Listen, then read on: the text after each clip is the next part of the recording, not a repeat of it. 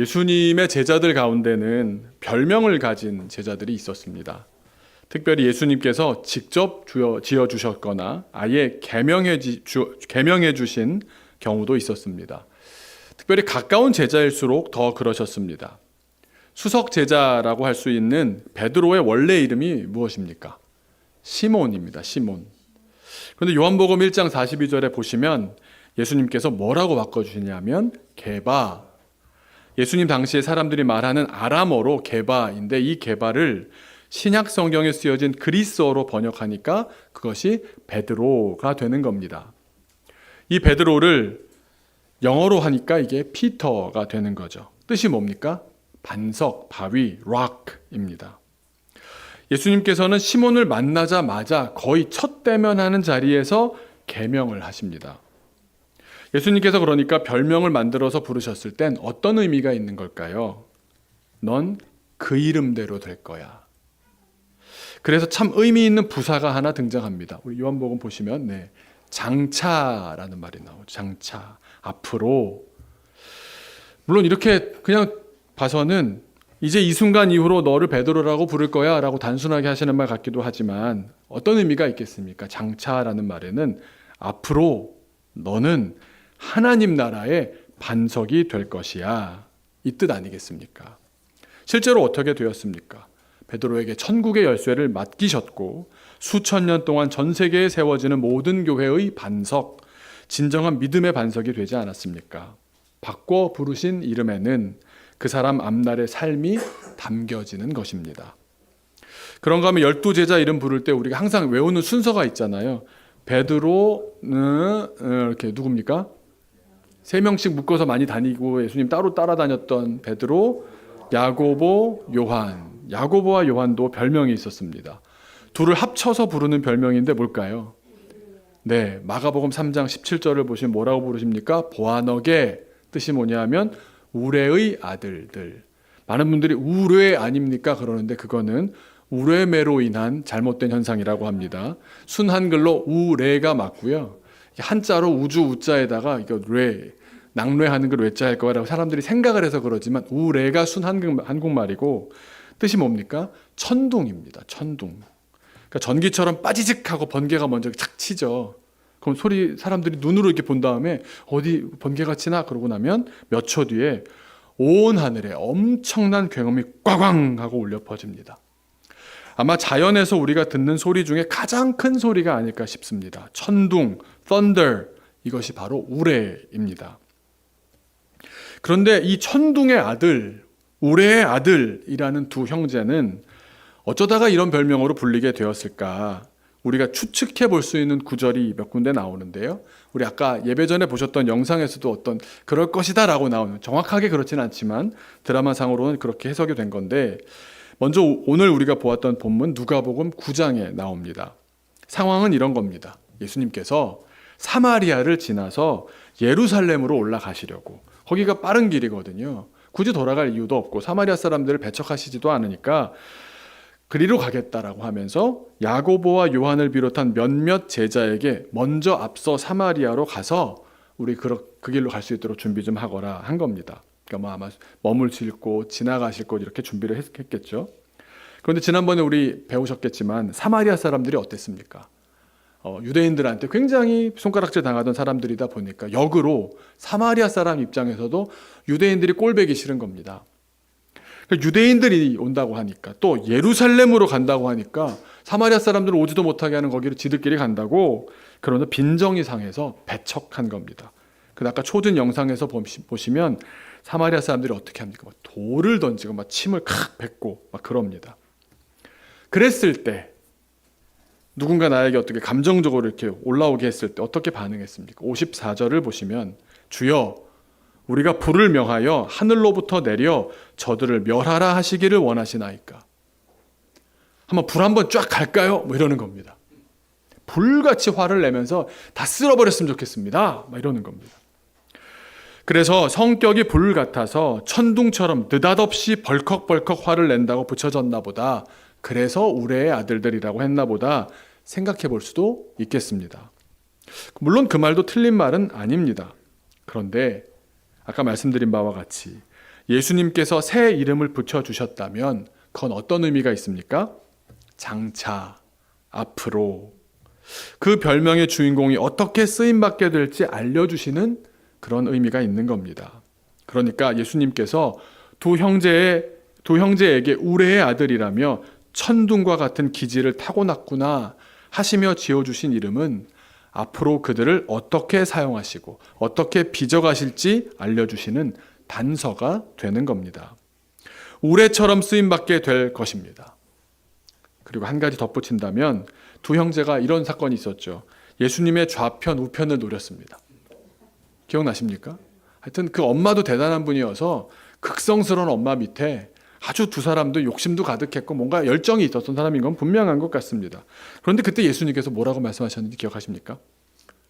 하나는 좌편, 하나는 우편에 막 어머니를 통해서 이렇게 얘기를 하고 나니까 마가복음 10장 38절 39절에 예수님께서 이렇게 말씀하십니다. 내가 마시는 잔을 너희도 마실 수 있느냐? 느닷없이 이런 질문을 하십니다. 그래서 성격 급한 사람들이 이럴 때 뭐라고 그럽니까? 내용은 별로 중요하지 않고 일단은 오케이 하는 거죠. 그래서 할 수 있습니다. 그러고 그 시간이 넘어갔습니다. 근데 그 사건이 장차 앞으로 벌어질 일들을 보여주는 것만 같습니다. 그래 오늘 말씀은 야고보와 요한의 일생을 찾아보면서 우리를 지으신 하나님께서 우리를 어떻게 인도해 가시는지 똑같은 기질을 갖고 있는 사람인데 어떻게 달리 쓰임받게 되는지를 한번 보게 되기를 소망합니다. 자, 질문을 한번 먼저 드려보겠습니다. 기질은 변합니까? 안 변합니까? 기질은 많이 살아보시니까 사람들 어렸을 때 이랬던 사람이 나중에 기질이 변하던가요? 안 변하던가요? 잘 안 변합니다. 그래서 기질을 타고난다고 합니다. 그래서 타고난 기질 이런 표현들 많이 하지 않습니까? 뭐 변하는 경우가 없진 않겠지만 잘 안 변합니다. 자, 그럼 성품은 변합니까? 안 변합니까? 네? 변합니까? 안 변합니까? 내 주변에 아무도 안 변하던데 이러시는 분이 안 변하는 사람도 분명히 있습니다. 그런데 우리와 같이 신앙생활 하시는 분들은 꾸준히 어떤 영향을 받는 자리에 정기적으로 나오다 보면 정도의 차이는 있을 수 있겠지만 확실히 변합니다. 네, 성숙해 가기 때문입니다. 그럼 하나님은 우리를 사용하실 때, 우리를 인도하실 때 우리의 기질과 성품을 어떻게 하실까요? 기질을 바꾸실까요? 그러지 않으시는 것 같습니다.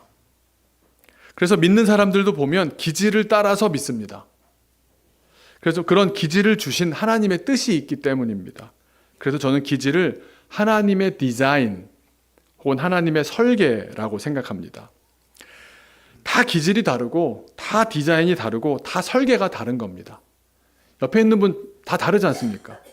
제가 보면 한 8, 90% 되는 부부들은 보면 서로 참 다른 것 같습니다. 그리고 살다 보면 다른 게 더 드러나죠. 같은 거는 당연한 것 같아 보이고 다른 거에 대해서 예민하다 보니까 다른 것이 더 많이 느껴지고 다른 사람들이 볼 때도 저 사람들 저 다른 것 때문에 맨날 싸워. 그런 경험들을 또 하게 됩니다. 그러다 보면 우리가 중요한 사실 한 가지를 알게 됩니다. 하나님께서 만드셨고 하나님께서 설계하셨다는 사실은 그 설계와 디자인을 할 땐 설계자가 있으니까 의도와 목적이 있었다는 말 맞습니까? 맞습니다. 결국 우리가 하나님의 설계와 디자인을 따라서 우리의 기질을 가진 채로 태어났다면 우리는 하나님의 뜻과 나를 향한 목적을 따라 살아야 하나님의 나를 향한 목적을 따라 살아야 가장 잘 살게 된다. 이 뜻입니다. 맞습니까? 그래서 우리가 기질에 있어서 서로 다른 설계가 있었음을 알아야 합니다. 이걸 알아야 나도 알 수 있고 또 남을 이해할 수가 있습니다. 제가 한번 4가지로 나눠봤습니다. 이거 어디서 한 건 아니고 제가 생각하면서 나눠봤는데요. 첫 번째로 4가지 기질과 신앙생활, 갑자기 이제 특강이 될 것 같은데 어떤 기질이 있냐면 첫 번째는 학자 기질이 있는 것 같습니다.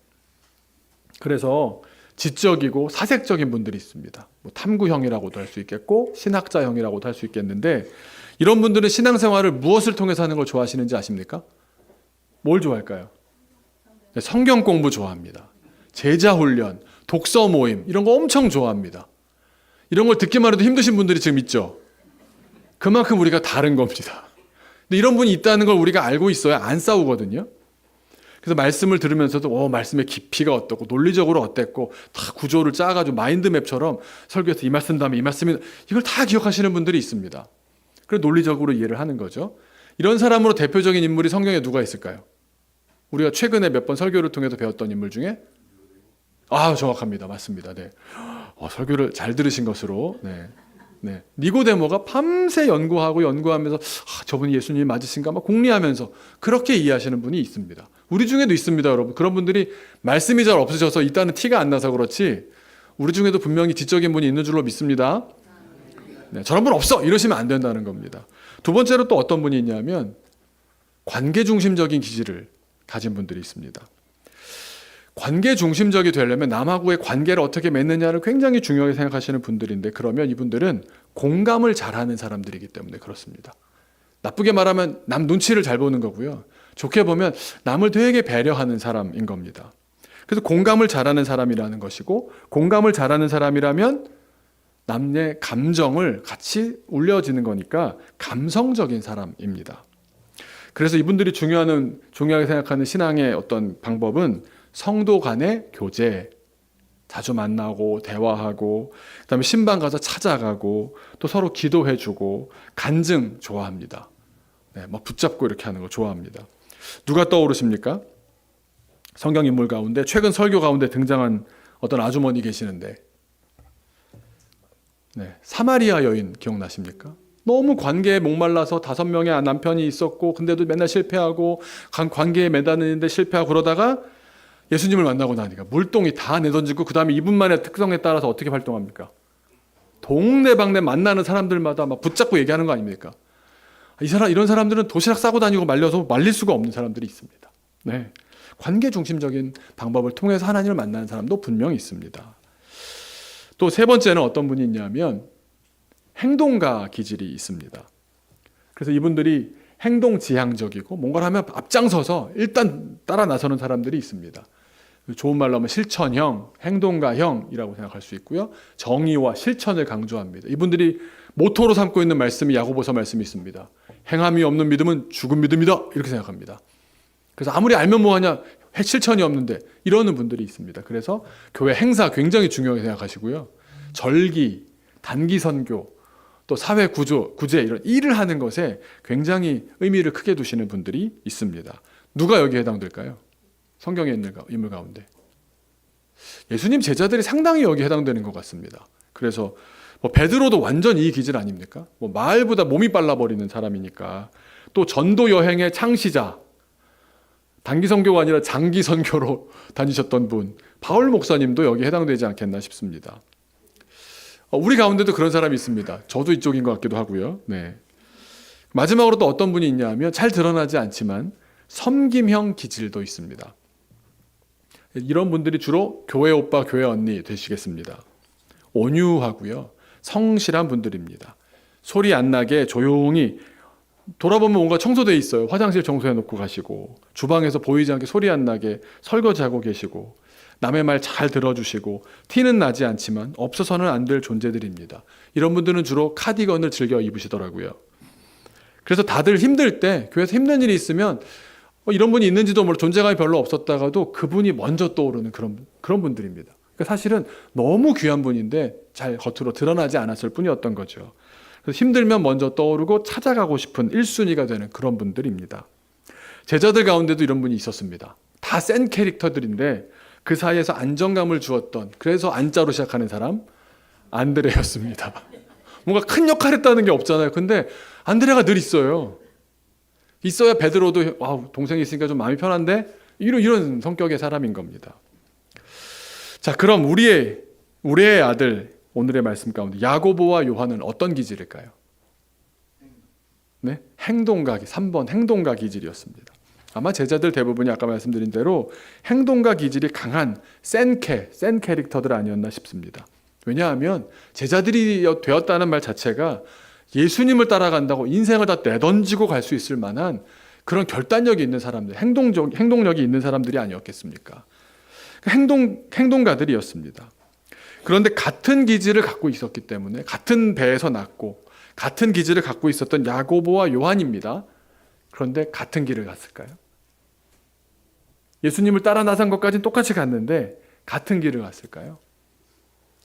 예수님께서도 똑같이 그들을 사용하셨을까요? 똑같이 인도하셨을까요? 아닙니다.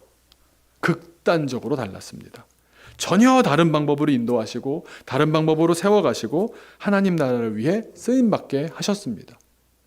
일단 우리가 여기에서도 대략 한 4가지로 나누어져서 다양한 사람들이 있지만 그 각각도 하나님의 계획과 하나님의 인도하심이 다 다를 수 있다는 그 말씀입니다. 먼저 야고보는 어땠을까? 야고보는 어떤 우레와 같았느냐 하면 짧고 굵게 단번에 울려 퍼져 초대교회를 일깨웠던 우레였습니다. 아무래도 요한과 같이 다니긴 했지만 이 야고보가 형이었기 때문에 좀 더 주도적이었던 것 같습니다. 제자로 나설 때도 즉각적으로 순종하는 강력한 결단력을 보였을 것이고 완전히 요즘식으로 말하면 마초, 테토남이었습니다. 그런 기질의 야고보가 이제 부활의 주님까지 만났습니다. 성령까지 받았습니다. 어떻게 됐겠습니까? 확신에 가득 차서 더욱 강력한 행동가로 나서게 되었습니다. 마치 우리 독립운동가들처럼 타협하지 않고 강직하여 신앙의 지조를 굽히지 않고 강대강으로 부딪혀서 당시 예수님을 못 박았던 그 결정을 내렸던 예루살렘의 유대인들, 그들의 막힌 담을 부수고 깨뜨렸습니다. 강력하게 다가갔습니다. 그의 기질이 큰 역할을 한 겁니다. 그래서 헤롯 아그리빠 왕 앞에서도 굴복하지 않았습니다. 기계가 넘쳤습니다. 그 야고보가 그래서 스데반 이후 사도들 가운데는 최초로 순교의 피를 흘리면서 초대교회를 일깨우는 짧지만 강렬한 우레 소리가 되었습니다. 그 사도행전 12장 1절과 2절을 보면 그의 죽음에 대해서 이렇게 기록합니다. 칼로 죽였다. 칼로 죽였다. 이 말은 목을 베어 참수형을 당해 순교했다는 말입니다. 그러니까 야고보는 아까 말씀드린 대로 예수님께서 마시는 잔을 그렇게 자기도 마셨던 겁니다. 자기 십자가를 그렇게 짊어지고 갔던 겁니다. 자기의 기질대로 그러나 거룩하게 쓰임받았던 겁니다. 이렇게 쓰임받는 사람이 있습니다. 있지 않습니까? 요즘은 이런 시대가 아니기 때문에 이렇게 쓰임받기가 쉽지 않지만 그런 시대에 주님께서 특별한 은총 가운데 그렇게 쓰는 사람도 있는 것입니다. 그런데 같은 부모 밑에 태어나고 같은 기질을 물려받았지만 요한의 삶은 완전히 달랐습니다. 90세 넘게 장수하며 오래도록 쓰임받았습니다. 제가 요한의 일생을 한번 PPT로 간략하게 한번 정리해 보았는데요.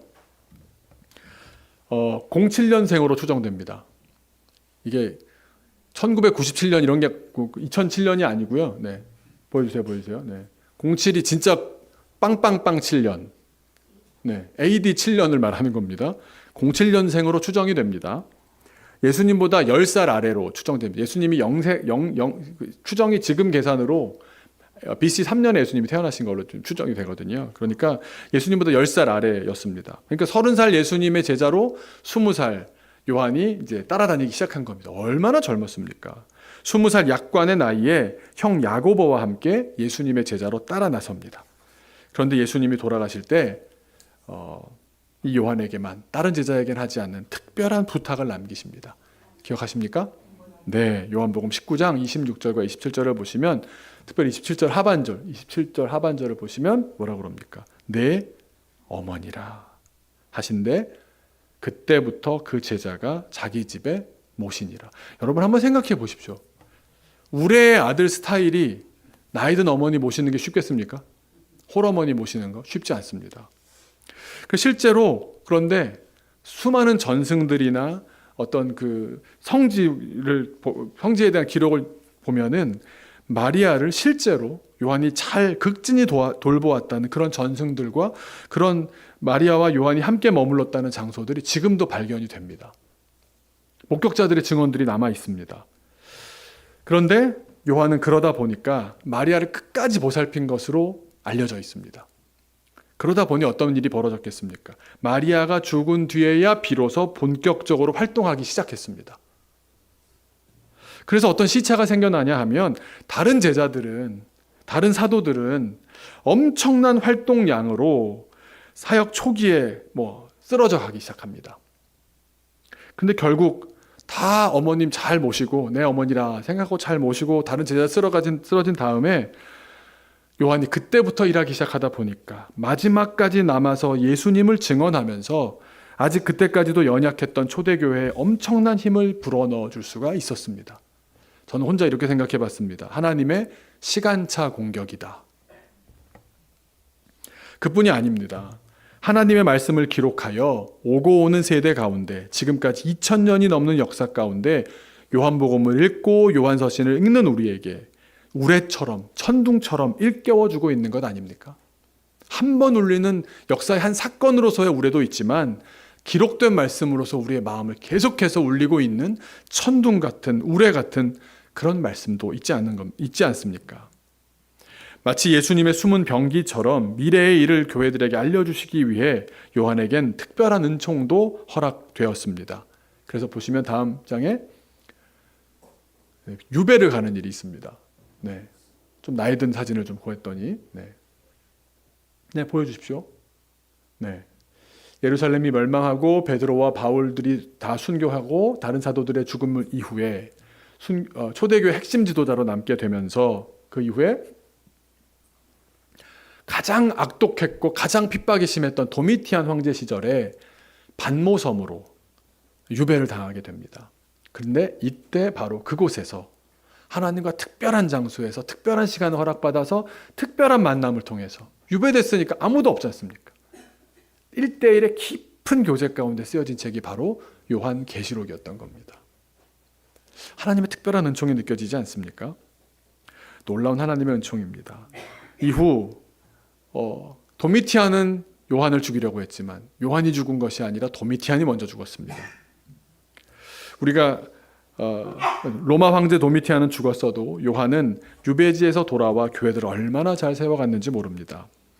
언제 요한이 소천했는지 정확한 기록은 없지만 마지막 활동 기록이 이 도미티안 황제의 다음 황제까지 남아 있습니다. 그래서 그 황제의 재임 시기를 생각해 볼 때 최소 요한이 90세 내지는 100세까지 주님께 쓰임받았다라고 추정되고 있습니다.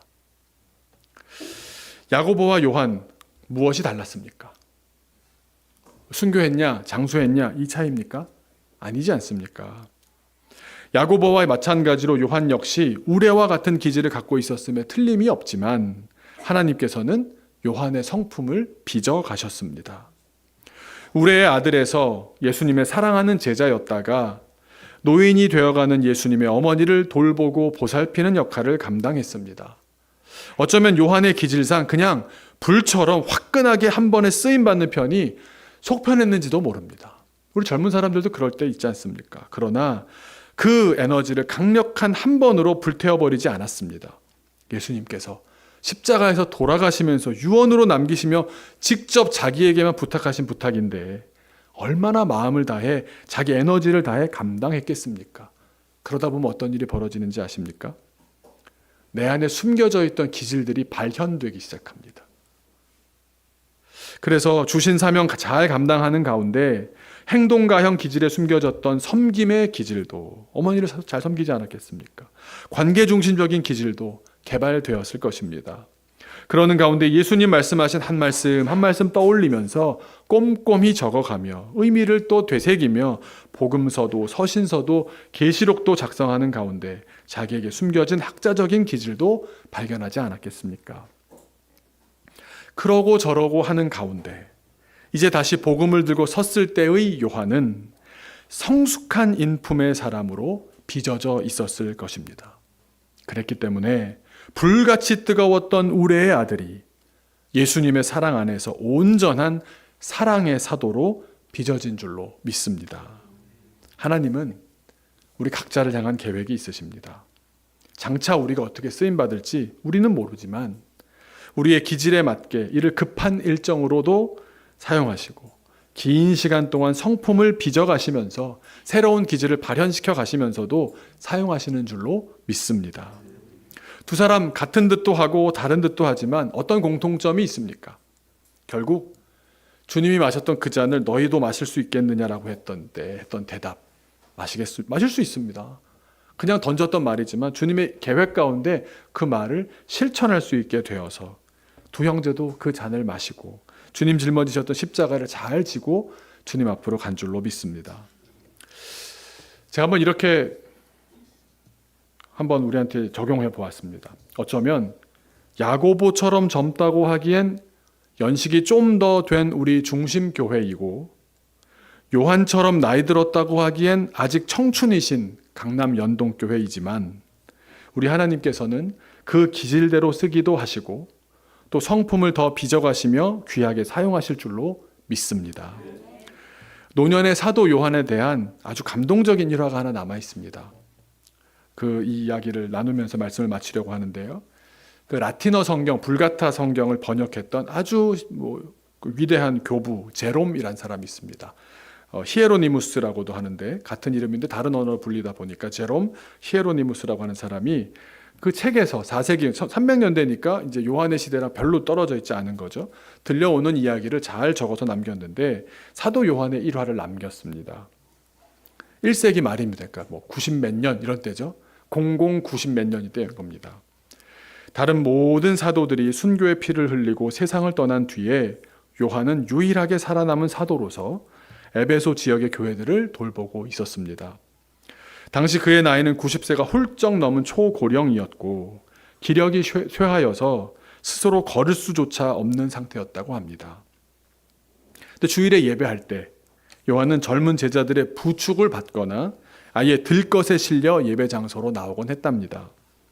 강단에 오를 때마다 백발의 노사도가 길고 심오한 신학적 설교를 하는 것이 아니라 아주 짧은 한 문장만 반복해서 외쳤답니다. 뭐라고 외쳤을까요? 나의 어린 자녀들이여 서로 사랑하십시오. Little children, love one another.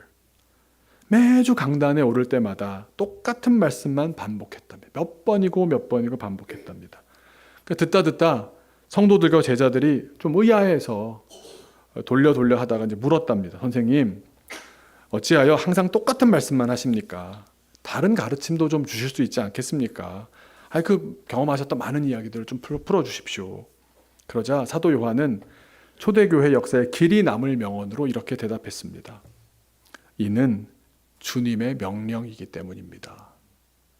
이 한 가지만 온전히 행한다면 그것으로 충분합니다. 그것으로 족합니다. 서로 사랑하십시오. 중심교회 교우 여러분, 야고보처럼 순교할 각오로 복음을 전하는 교회 되시길 축원합니다. 힘드시죠? 아멘하기. 강남 연동교회 교우 여러분, 요한처럼 서로 사랑하셔서 사랑의 본이 되는 교회 되시길 축원합니다. 기도하겠습니다. 기도하실 때 주님 이런 교회 되게 하여 주옵소서, 이런 인생 되게 하여 주옵소서. 나의 기질을, 나의 성품을 주님 앞에 드리고 주님 허락하시는 사명들 잘 감당하는 저의 삶, 우리 교회 되게 하여 주옵소서. 같이 기도하겠습니다.